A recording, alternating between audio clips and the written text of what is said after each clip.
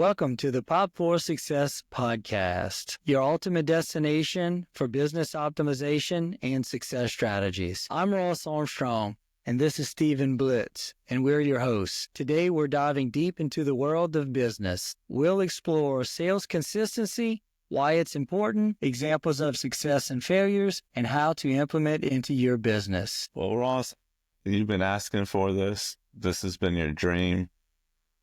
This is the moment. This is your time that you've been talking about.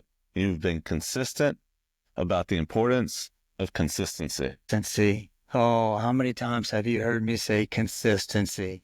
About 15,222 times in 3 years. Times 10. Well, that's probably before the 3 years. I understand what I've heard. Exciting topics, right? So what is consistency? Why is it important? Just lay out the overall vision of this for us. Consistency is the steady and reliable output of sales efforts. It is following through, doing what you say you're going to do, and being there constantly. So in practical terms, what does it mean? If we're calling on someone, we're trying to earn someone's business, it's finding a cadence and an acceptable method to calling on them and sticking with that process and continuously following through until you win over their support, trust, and loyalty. So it's following through on emails. It's following through on phone calls. It's not letting a year go by or haphazardly sending out, an email here, maybe I'll call them over there with no mindset, no plan, no process. Exactly. It's not any one form of contacting them. It's all forms of contacting someone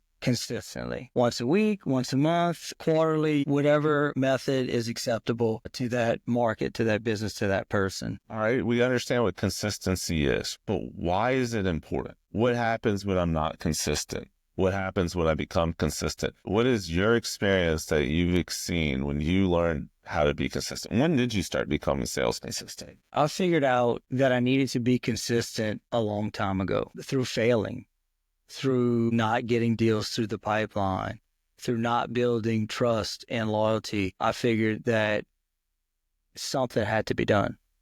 And consistency is that place that we land on every single time. Okay, so did you have somebody that taught you this, someone you learned from? I've had a lot of good mentors throughout the years. My parent. What is a parent, just for everyone that doesn't know? My uncle. He was a really, really good mentor. He was a sales executive for a multitude of companies in the medical business. But, throughout the trainings that I went through over the years, a lot of them has to do with consistency, but you have to go through the trials and the tribulations to actually learn it and understand it and then implement it to see the results. Awesome. So what types of success, or maybe better yet, failures, have you incurred due to lacking consistency? I can name a few off the top of my head from my career, and I'll be glad to do that. But let's talk about when was the time you were successful? On all deals in some way, shape, or form. It's being consistent in how we build the trust. That trust and that loyalty is what's going to earn us the business. The reason why I like to say all of them is because if you're consistent, you'll convert them, and you'll convert them at different times. So everyone converts, has a different ratio, has a different timeline, but being consistent is the common denominator to converting them. So I know for me, when I was in public accounting, I always liked the sales. Most fun part of public accounting, that and strategy. The issue with the sales, though, is I get busy. I was tax accountant, busy season hits, very tough to find consistency. Maybe I identified a prospective client in October, reached out to them. Maybe they're finishing off their tax return at the time. All right, I need to get back on them in January, maybe December, maybe November. But once it gets to January, I'm busy. February, I'm busy. March, I'm busy. April, I'm busy. Oh, it's May. Let me get back with them. Oh, they weren't happy with their account like they said they were. They switched in February. Why didn't they think of me? You didn't stay top of mind. You weren't consistent. Story of my life. Any failures results from inconsistency. This operates in operations. This is in finance. Fail to operate consistently, you give a poor product. Fail to keep consistency in finance, you fall behind. You're financials look like garbage, your banks don't trust you. The trust is built. One of the big pillars of every pillar is that consistency builds that trust. I think you're at 100% accurate over there. Oh, I love how you bring up you got busy. Everyone's busy. They're doing their day-to-day responsibilities. Us salespeople are prospecting. We're looking for opportunities. We're finding ways to really get our message out to help that person in their activities. But let's face it, we're not the priority at any given time, especially if they don't know what we offer. That's where consistency really comes into play, because if we miss them, as Stephen said, because it's tax time, we don't take the whole quarter off because accountants are processing tax returns. We figure out a method to get our message across, whether it's a soft email, maybe it's a letter, maybe it's a reach out on social media, maybe it's a phone call. That's the point of using all different mediums to get a hold of someone, to stay top of mind, to stay consistent, so that the accountant thinks about us when the opportunity presents itself. Yeah, another idea would be you're going to be busy. Set up an email, schedule it for 2 months down the road, and put it out there, right? So I think another aspect of sales consistency isn't just trying to get the new business. There are times that if you don't have a consistent message, a consistent outreach to your current client base, then that's also, from an account management perspective, where is that fallen on your radar? How is that? I know you like the hunt. Some people like just to pick the berries, and everyone's role is important. That's a fair question, but it's equally as important. We work so hard on the front end for the chase, for the hunt, to find and convert. Once we convert them, it's equally as important to stay in front of them, because we don't want them to think that it's a hustle. And we want them to know that we care. Staying consistent with the account management side goes a lot into those follow-up emails, those follow-up calls, those follow-up face-to-face visits that were really important on the front end, that meant the difference about building trust or not. We have to find that common ground and that cadence on how often we do that. So how do you let's talk about what that process to be consistent is. Can you break that down? What's the number one thing you're doing? To be consistent is to have my prospects all in one place. I'm then going to take my prospects and I'm going to drill down on a list. Let's face it, today's day and age, you can get a lot of leads. It's weeding through the leads, finding out which ones are good targets or valid targets for your particular area, for your particular product or service. So we cultivate a list. From the list, we're going to build a plan around how we're going to call them, how we're going to initiate a hello or a message or an email or a call. We're going to take that list and continuously refine it. Once we have that in place, we're going to get to work. We have to start somewhere. We never have the perfect plan. We want to get that as close as we possibly can, but we get to work and we find the trends that we need to find to be good communicators. So what I'm hearing is, if I'm going to sum all that up, is organize all your data, all your information, and create a plan. First two things you're doing. You're organizing, you're creating your plan. Exactly. So, all right, we're going to create the plan. That plan, you kind of went into it. You're going to create your list. What are you looking for in your list? Let's pick an example of something that you're going to chase. So if I need to physically go out, if it's a product or a service that I need to physically go out and meet someone, then it's going to be logistics. We want to schedule ourselves as close to our office or wherever we're operating as possible. If it's our home, if it's our office, we're going to figure out logistically, where does it make sense to start? And then we're going to constantly make rounds around that home base. Is that physically making rounds, or is that more figuratively making rounds? Both. Okay, so you're going to but we don't really always just start from our office or our home base. We're choosing, if we're selling a product, if the product is something that is better suited in another market, we're going to call into that other market. We're going to do our research ahead of time to know where that market is.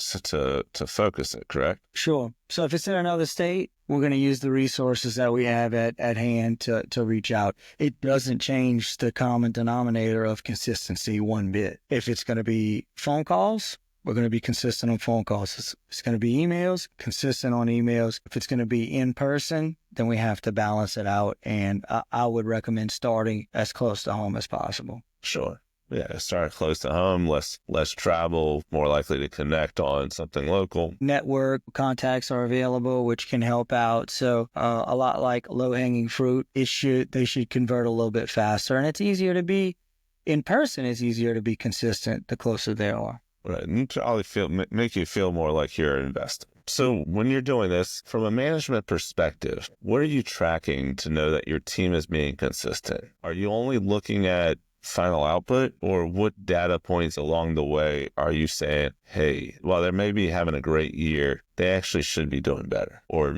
maybe they're not having a great year, but it's not because of their consistency. What are we looking at to see which works? The first thing, so that the process is measurable, is identifying what the process is. If it's an email, a call, a text, and an in-person visit, we want to lay that out.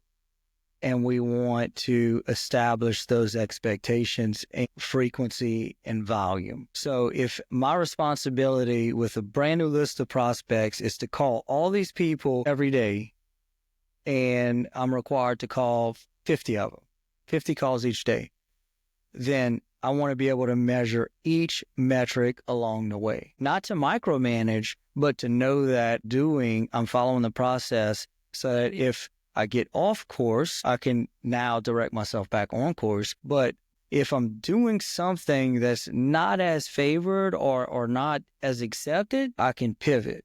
And it's easier to break a 5-step process down, or a 10-step process for that matter, down into each individual step instead of not knowing where to start. So we're looking at specific steps. We're looking at specific things. What type of trends do you look for in your data? Anything that could be noteworthy in converting that prospect over to a client, or most importantly, building that relationship. Say emails, for example. If it's sending out emails, one of the metrics that we like to use is opens. So let's talk about that. You're looking at how many times someone opens up an email. So we send out an email. It's part of our process. It's something that you have really learn to embrace. You're watching how many times they open. So if an email opens once, what do you think? We got through to them. They received it, and they're going through the motions of checking. Yeah. Doesn't really mean much to me. It hasn't resonated necessarily to them.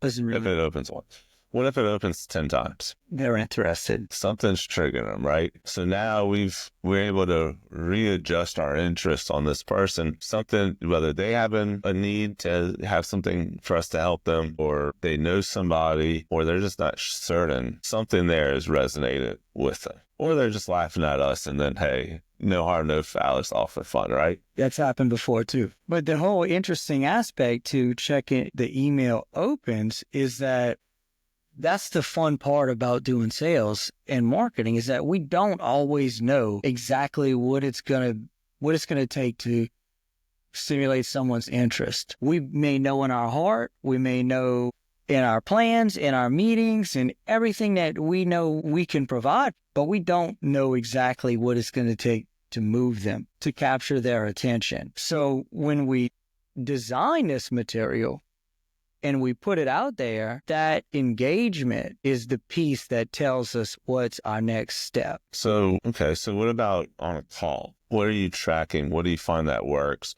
From your messaging, are you using A/B testing? How are we doing that? What are you searching for in those situations? The time. It could be as simple as the time. How long are they going to commit to me? How often are they going to commit? How often do they answer the phone?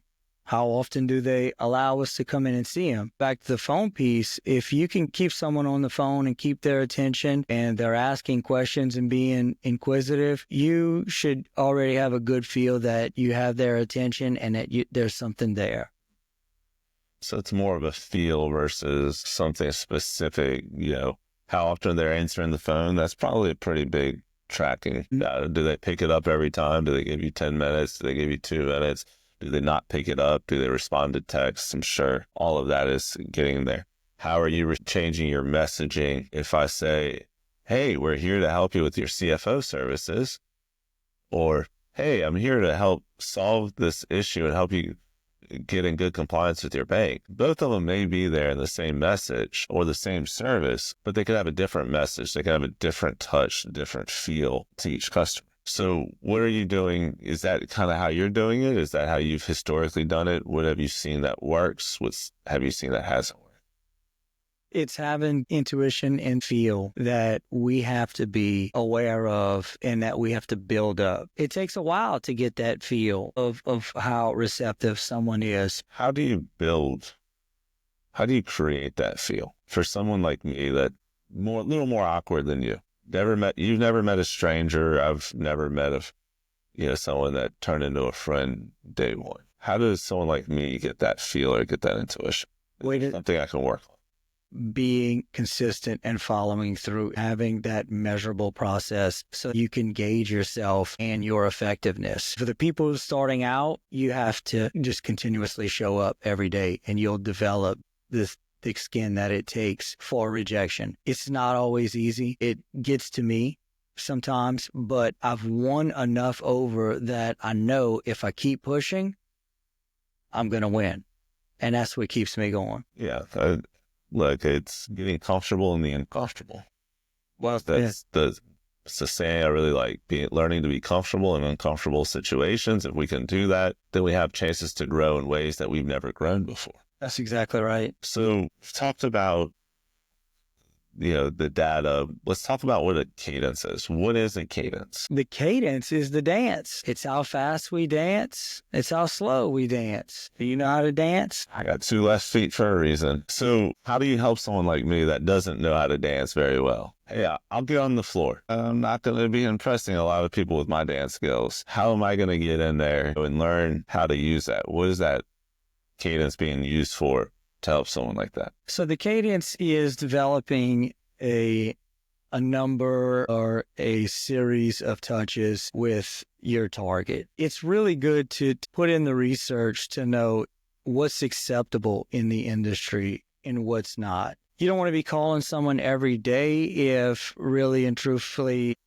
the industry is set for once a month or once a week or every other week. So it's really getting organized and knowing what your industry expects and then building your personal touch around that industry acceptance. I'm a bit more on the aggressive side, but a lot of that comes from my level of comfort, my ability to connect with someone and just be personable. A lot of salespeople do have that ability. So you just have to build that into it. But it's setting the parameters to which you're going to dedicate the time and energy to that client and then putting it to work. Can't agree more. But let's just put this into a real life example because I'm a real life person. When you're setting up a cadence, let's talk about your process in scrap metal. You were buying scrap metal for 3.5, 4 years. It took you some time to create your cadence there and to create the process. But by the time we left, you had a pretty standard process, correct? How many emails did you send out before you made a call to somebody? Someone you didn't know, completely cold.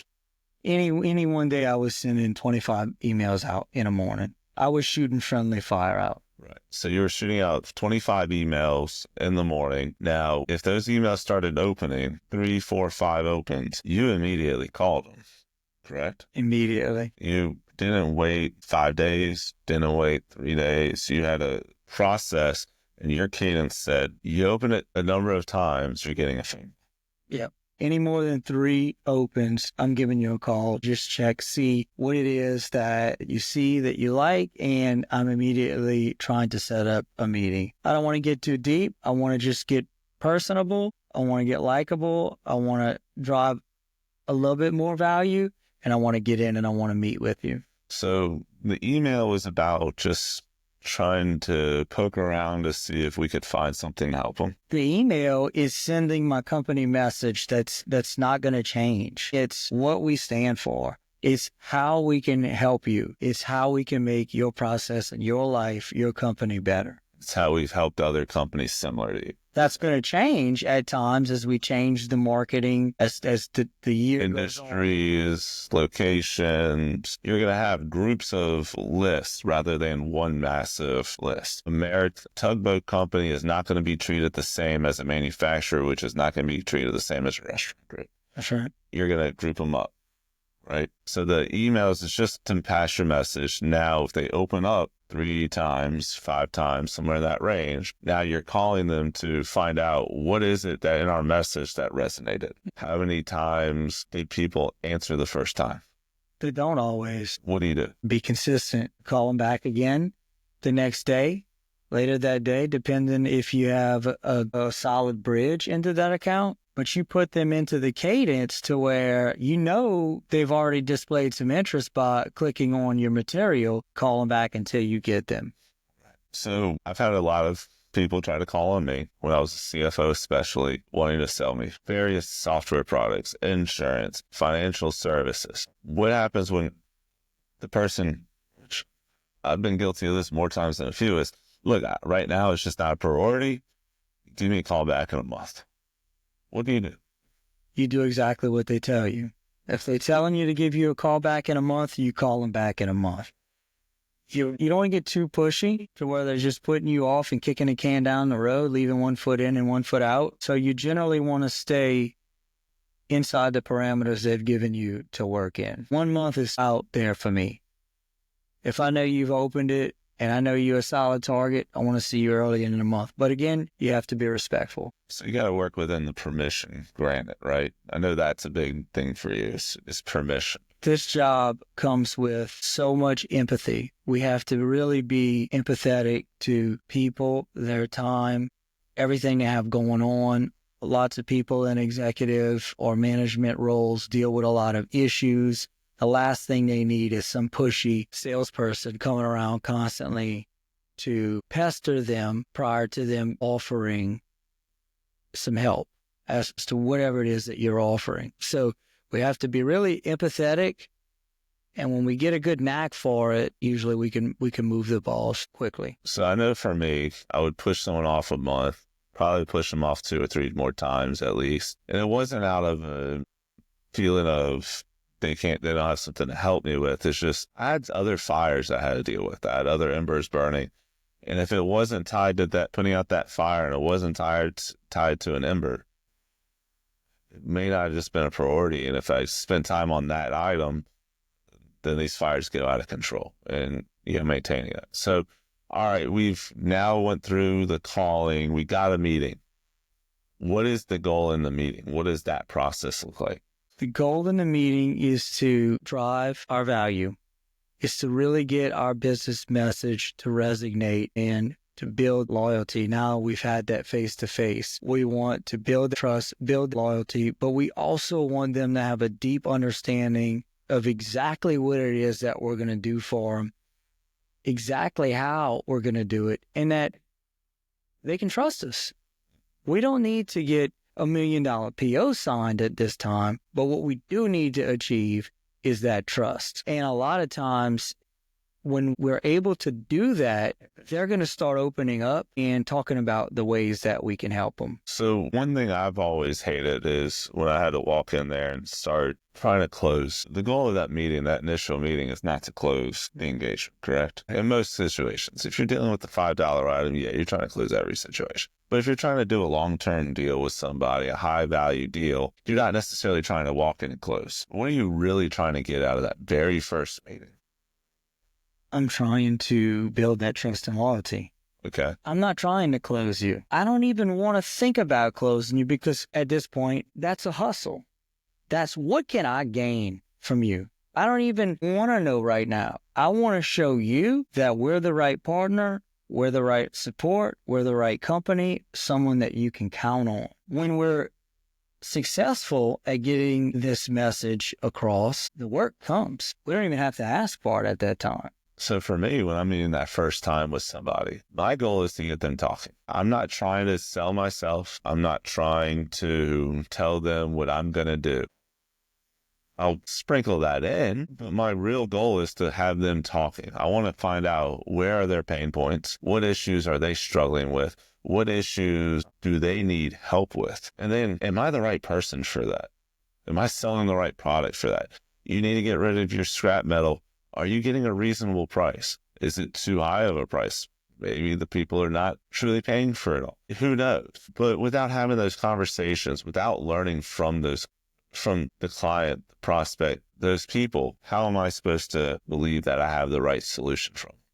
That's my mentality going into those first meetings. Am I off? Am I right? Am I wrong? No, the conversational approach is extremely effective. It's not forceful. It's method to get to know someone, which ultimately is the key into building that relationship. One thing, though, I am very cognitive of, and I think a lot of accountants in my history has struggled with, has been asking for the sale. So what point do you ask for that sale? Do I ask for it at the beginning? Should I wait to the end? Which point am I asking for that sale? And I think this is something that you and I have not always agreed on. No, I think that that's fair. I naturally have always been one to let it come to me, to let it happen organically, which is not always the fastest route to getting the business closed. Man, I always thought you were kind of, sometimes you can push on it, though. There's ways to push. You're impatient sometimes. Oh, I'm real impatient. That's why I love the job. So how do you keep that impatience from pushing that first meeting or maybe even that second meeting? Looking at really reflecting on the conversation and reflecting on how well I believe that the material discussed was received. And at that point, executing. I would almost say, though, getting really good at almost asking for that next meeting before we end the meeting, so that we know we have a reason to go back. So I agree with that. I think, one of the challenges, if you're not asking for the business, at least one of the challenges I've had is if I don't ask for that business, then I get caught sometimes into this thing of, I'm going to go meet with them. We're going to have a great conversation. I'm showing my value. I never ask for the business. The squeaky wheel gets the oil. But at some point, you can't have 15 meetings with a prospective client on a $5,000 engagement. You're not giving it away, but you're giving away your time. You're giving away the opportunities, the opportunity cost for someone else. So I think that is an important challenge that we all entail, not getting too greedy for the conversation too soon, making sure we're learning about what the actual needs are. Don't sell yourself, sell this and sell the feelings, right? Isn't that the whole thing? Following that whole cadence, if we know we're doing the phone call, the emails first, that leads to the phone calls, that leads to the meetings, that leads to the sale. Every step of the way is there. It's 1, 2, 3, 4, 1, 2, 3, 4. We can actually have a nice dance, and someone with 2 left feet like me can still survive and excel at it. Because a lot of people on the floor, maybe they're stepping back and forth like a 5th grade dance. It doesn't necessarily, you don't go anywhere. Well said. If anybody gets anything out of it, at least you now know that you can dance and keep up with Steve. That ain't that hard. So we're excited for you to join this journey with us as we strive to provide valuable insights, strategy, guidance, and stories that help you improve. Whether you're an entrepreneur, a student, or someone looking to make a positive change in your business, this Pop for Success podcast will offer you and your company tools, knowledge, and strategies to help you excel. Subscribe and stay tuned for more insights, strategies, and success stories in our upcoming episodes. Until next time. Thank you, guys.